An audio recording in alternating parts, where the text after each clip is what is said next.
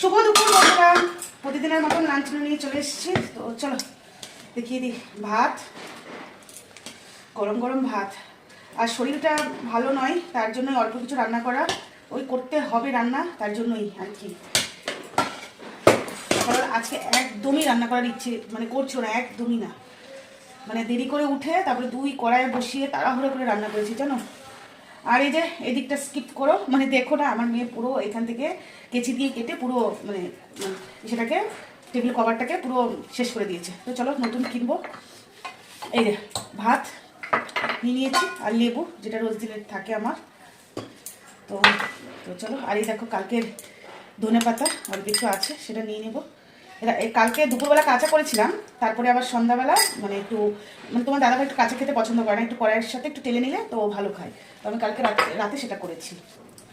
তো চলো, এই দেখো করেছি। এটা হলো মাছের মাথা দিয়েছি, দিয়ে পেঁয়াজ কলি, আলু, সিম, টমেটো, বেগুন দিয়ে একটা ওই ঘ্যাটের মতন করেছি। ওই পেঁয়াজ কলিটাই বেশি আছে, বেগুন আর সিমটা বেশি নাই, আলুও অল্প, পেঁয়াজ কলিটাই বেশি ছিল। তা ভাবলাম পেঁয়াজ কলি ভাজাই খেয়েছি, তো ভাবলাম যে এরকম করে করি।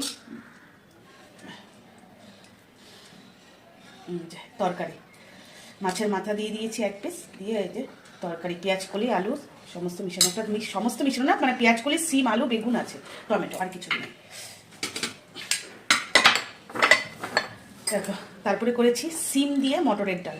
এই ডালটা খেতে আমার খুব ভালো লাগে, কালো জিরা আর শুকনো লঙ্কা ফোড়ন দিই। দেখো সিম দিয়ে করেছি।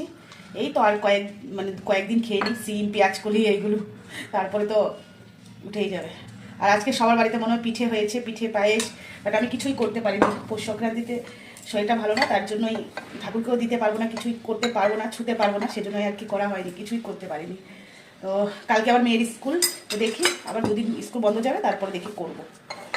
মন টনও ভালো নেই, তার জন্য আর কি করা হয়নি কিছু। এই দেখো করেছি মাছের ঝাল। এটা হলো লাল লাল করে করেছি রুই মাছের ঝাল। 4 পিস করেছিলাম, তোমার দাদাভাইকে 1 পিস দিয়ে দিয়েছি, আর এই যেখানে 3 পিস আছে, মেয়ে খাবে, আমি খাবো। আর রাত্রে দেখি অনেক কিছু করবো, সেই জন্য আর বেশি কিছু করিনি।